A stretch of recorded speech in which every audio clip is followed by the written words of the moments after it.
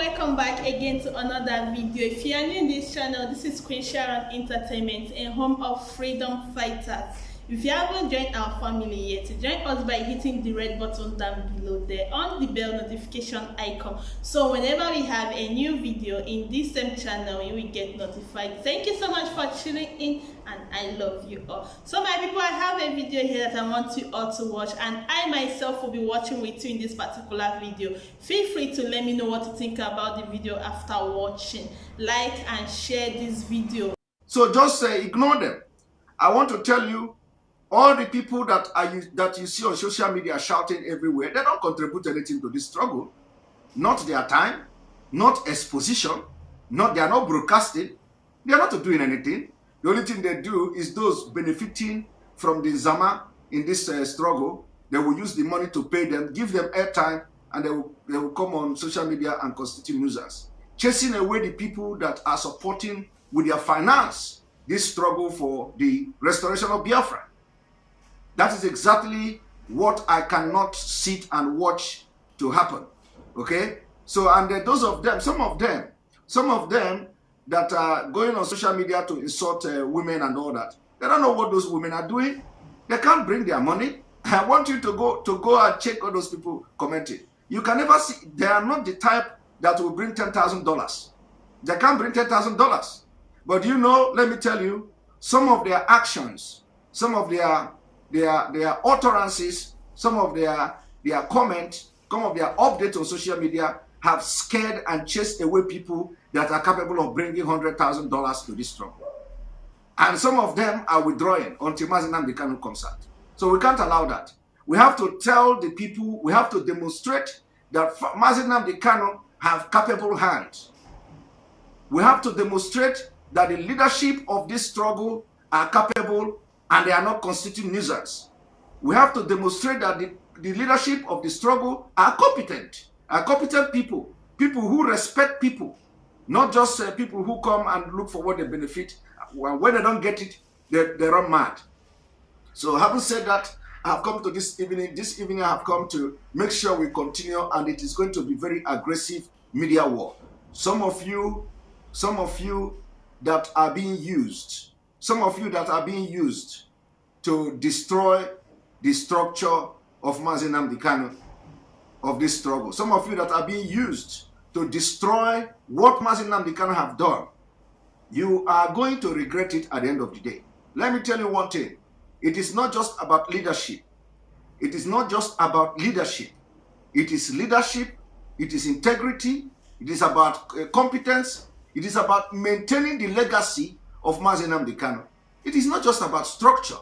The structure you see today is also about legacy, about integrity. Okay? You cannot begin to talk about structure when you don't actually know what the structure stands for.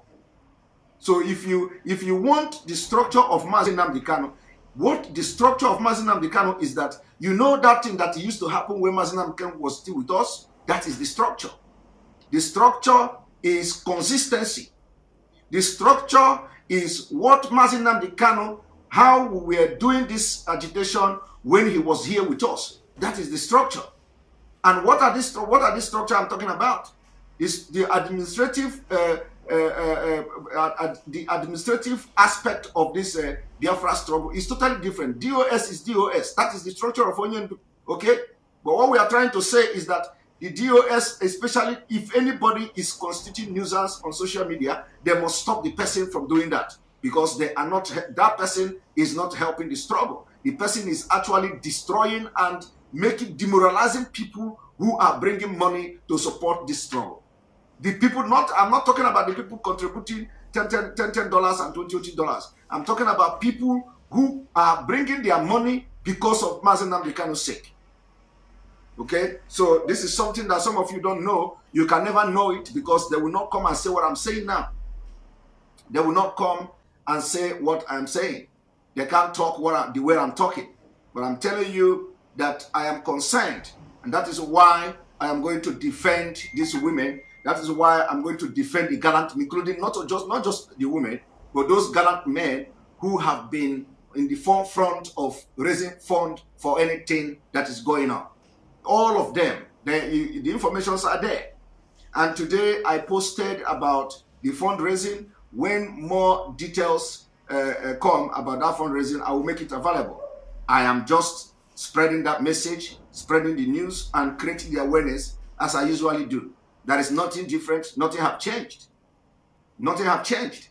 Okay? So now I want to go into, and like I have always said, anywhere we are going to do mistake, if we do that mistake, when Mazi Nnamdi Kanu comes out, we are going to apologize for the mistake, and he's going to forgive us, because he knows we are in a very critical situation where we believe that whatever we are going to do must be something that will make people to stick together, that will make those who are contributing, because finance is everything in this struggle.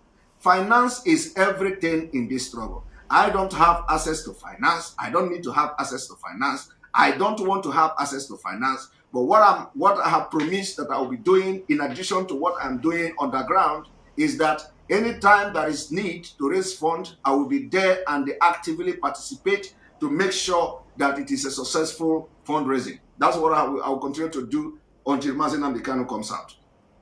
Now, we all have watched and listened to Malami.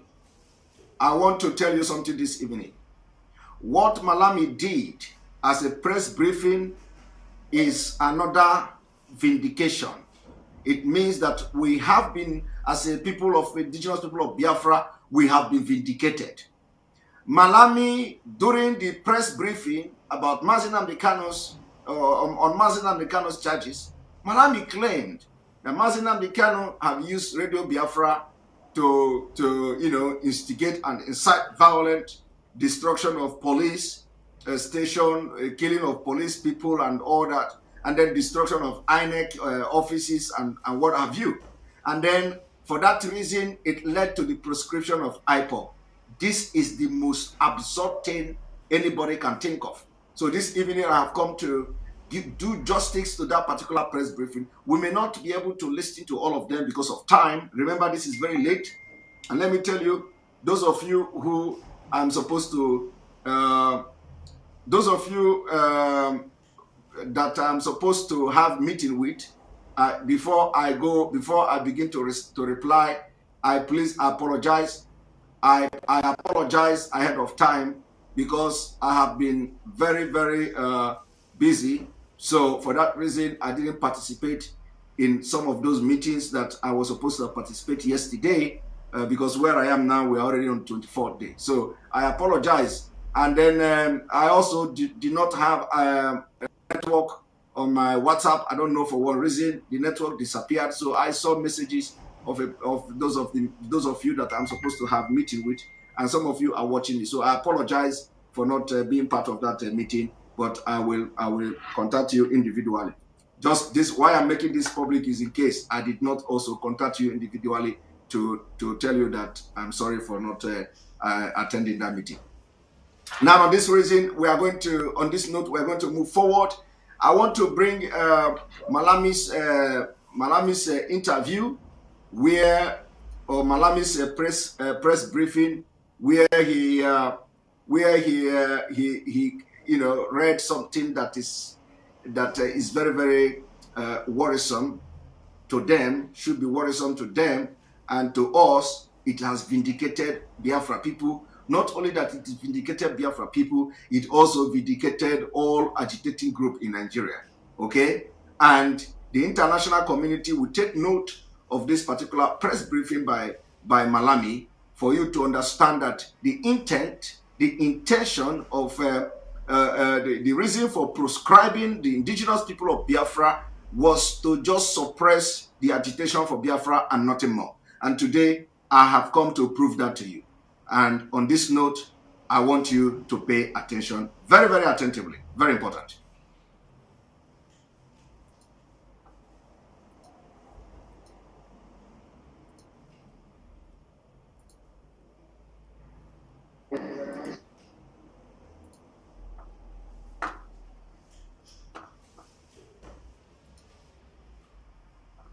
And before we continue, let me just give you one of my secrets. I want this secret to go viral. Let me give you one of my secrets. My secret is the more you attack me, the better I become. So, and I have said this thing before in a different way. The more you attack Simon Ekpa, the more Simon Ekpa, the more better Simon Ekpa become. Simon Ekpa will always become better. The more you attack, I want you to go and check the whole story of this media attack and the saga against Simon Ekpa. The more you attack me, the better I become. I am telling you, and you have not seen the best of me. Time is coming. I want you people to increase this attack. If you don't want to increase it, I will begin to create more controversial things for you to attack me. Because the more you attack me, the more better I become. So for those of you who hate me and you think when you attack me, you are going to bring me down, my brother, you have not started. They have not given birth. They have not given birth to any man that will bring me down because of attack. That person is not born yet. Okay? And like I have always said, before you do that, make sure you go and consult native doctor. Native doctor that was not born by a woman and that was not created by a god. You know, the capital G, or not a small g. That is the only time you can make attempt. Because okay? So the more you attack me, the better I become. And at the same time, what we call the instant karma is awaiting. Instant karma. So I have it for those of you who did not know how serious I was. When this whole thing started, I warned. It is there on Nigeria media. I said, the more you attack me, the more they will turn against you. Stop attacking me because I have done nothing wrong. What I decided to do is to continue from where I stopped with Onyendu before they kidnapped him. Okay? And then for those who are going behind and gossip about Simon Ekpa, that they want to take over IPOB, nobody wants to take over leadership of IPOB. IPOB is too big for anybody to take over. And nobody is planning of taking over any IPOB. For all those gossip, disregard them.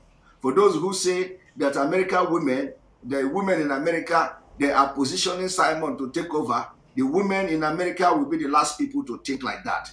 I have worked closely with them, and I will continue to work closely with them.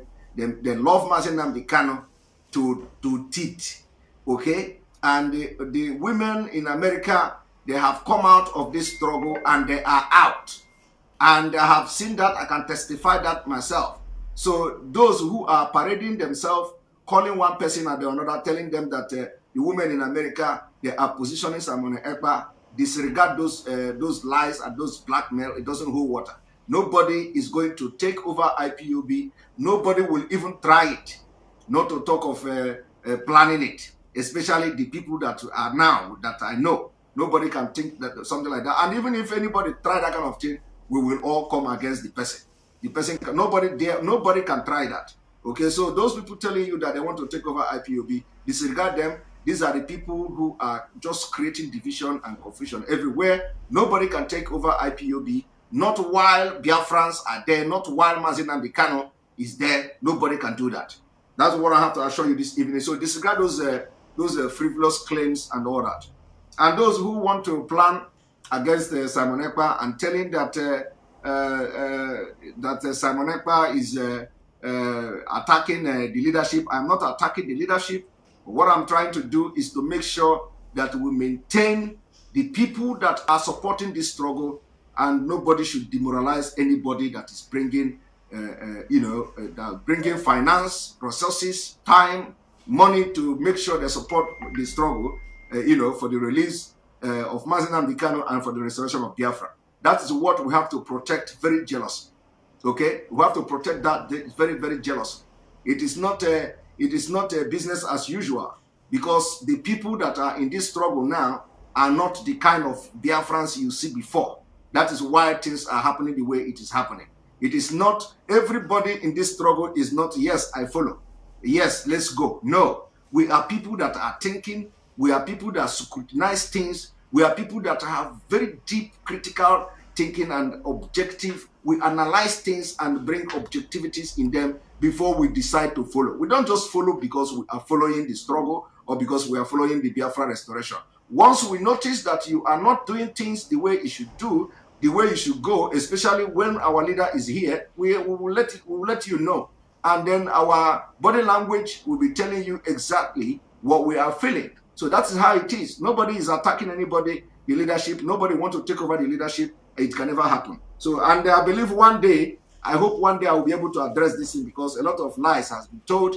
There are some people even say they planned coup and all that. They're saying failed coup, and I don't know who is planning coup to overthrow who and take over who. You know, so those things, disregard them. It doesn't make sense. Why I am making comment on this thing now is because from tomorrow, after this evening, or let me say, starting from this evening, we are embarking on a very aggressive media war propagating the freedom of Mazi Nnamdi Kanu and the restoration of Biafra. And the election in Anambra will not hold. We still stand on that until something viable is seen, and that viability is that we see Mazi Nnamdi Kanu himself free from the DSS dungeon, and also not from the prison. He is the only one who would tell us that the election should hold, and we will turn 360 degrees. We have made this thing very clear. So that is how we are going to do it now. So anybody that you see writing about Simon Ekpa, tell the person that we are no longer talking about Simon Ekpa. We are no longer talking about DOS. We are now talking about the media war, aggressive media war against Nigeria state. That's where we are now. All right. So I want you to listen to this. Thank you very much.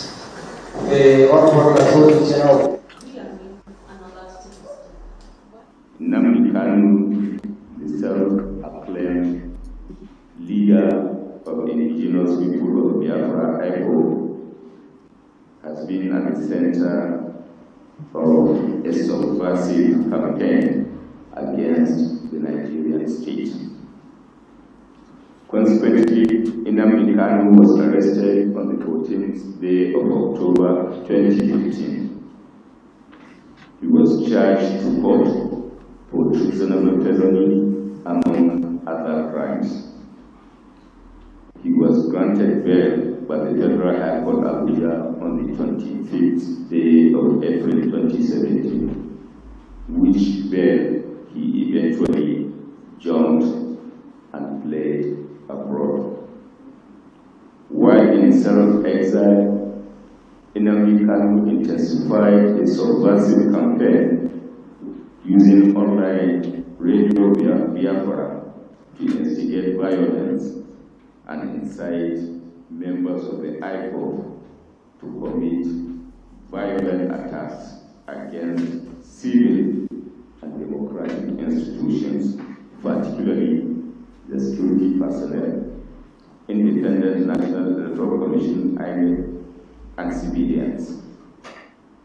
He instigated the destruction of public and private properties across the country.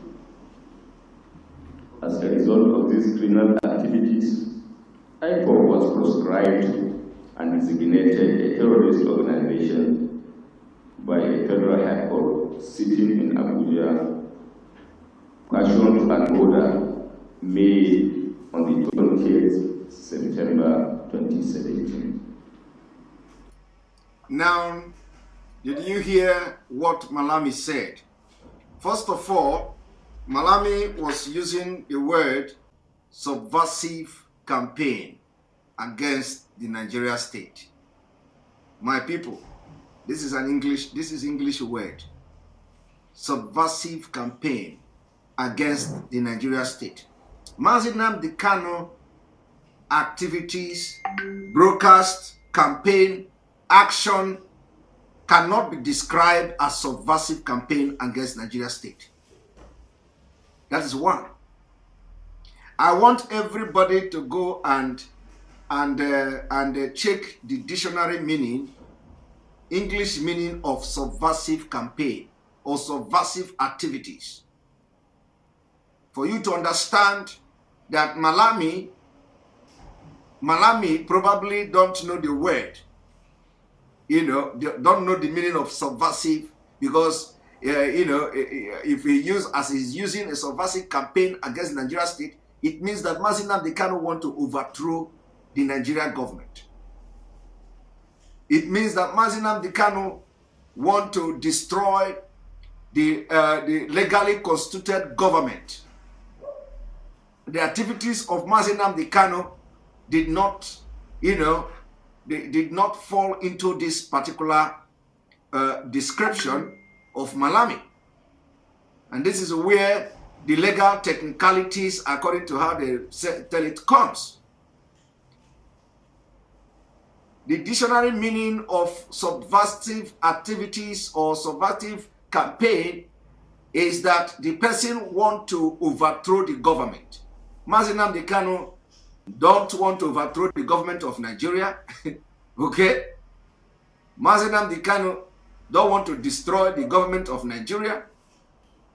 So how does agitation for self-determination, the freedom of Biafra people from Nigeria, exiting Nigeria, amount to a subversive campaign? That is why it is very, very imperative, very important that when these people are making these utterances, we will be picking things from there. To also educate the public, and at the same time, our team will be also cracking their brain. What you just heard him read there was the reason why they spent billions to kidnap Mazi Nnamdi Kanu. Now, it didn't end there. It didn't end there. Malami also was telling you the activities that led to the proscription of IPOB.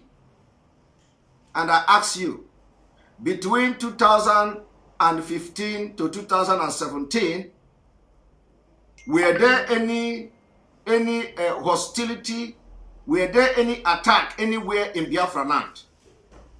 Before the politicians begin to sponsor the people to kill police and kill army and burn down police station. Before the Nigeria government sponsored the killers and they invaded Biafra land and they begin to destroy police stations. I am asking you, before 2017, did you hear in any news? Did you read in any news? Have you seen any picture, any video, anywhere where they say IPOB went and destroyed something? The answer is no. But look at, Malami now read the press statement, give this press statement saying IPOB was destroying property, IPOB were burning police station, killing security men, IPOB was destroying INEC offices and all that.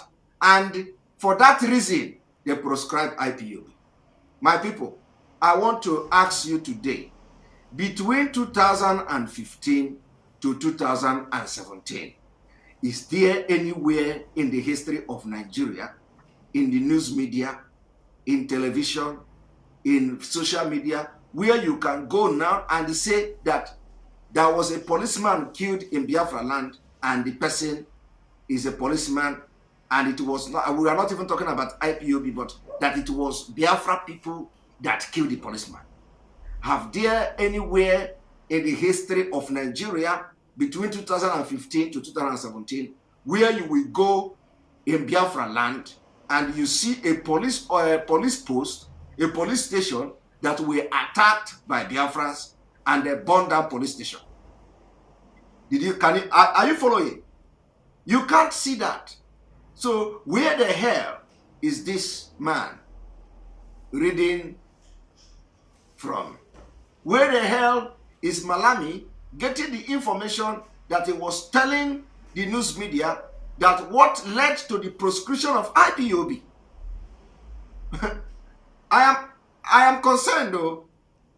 We want to ask Malami and the Nigeria people. This is to show you that the first proscription was an, abuse of power, was under very corrupt system, under very corrupt proceeding, that the proscription of IPOB was orchestrated by the Fulani, and they used our governors and they deceived these governors to proscribe IPOB. And they did not know that the proscription of IPOB is a proscription of Biafra race, a tribe. The proscription of IPOB is proscription of Biafra as a tribe. Now, the question is, what led to the proscription of IPOB? Everybody is interested to know. Everybody is interested to know. I want to play the video again. I want you to listen. We want to know what activities of IPOB led to the proscription. There is no activity. There is no militancy. There is no nothing. But today, Malami is telling you that the police station that is being burnt in 2021, the policemen that were being killed in 2021, the INEC office that they destroyed in 2021 was the result. For that reason, they proscribed IPOB in 2017. My brother, that is what this man is telling you. This man is telling you that the activity or the alleged activity of IPOB today was the reason why they proscribed IPOB in 2017. And let me tell you, the same activity they are, alleging against, they're alleging that IPOB have committed the same crime that they allege that IPOB have committed. They are the ones sponsoring those crimes. They are the ones sponsoring those killings. They are the ones sponsoring those attacks on police stations in order to give IPOB a bad name. So today in 2021, they succeeded in killing policemen in Biafra land. They succeeded in burning police station, and Malami is now giving a press briefing in 2021 to tell the world the reason why IPOB was proscribed in 2017. My people, are you following? Which means the Nigerian government have come to realize that they have no reason to proscribe IPOB in 2017. That proscription of IPOB was, it shouldn't even come from a law court. And the judge who pronounced that proscription should be resigned. He should resign. He or she should resign and should face a very serious disciplinary measures, because we want to know what was the activities of IPOB in 2017, 2016, 2015 that led to the proscription as a terrorist group. My people, I am going to play the video again. I am going to play the video again for you to use your own ear and listen to Malami. Malami telling you the reason they proscribed IPOB in 2017 was because of the killings in 2021. It doesn't make sense. It doesn't make sense. Now watch.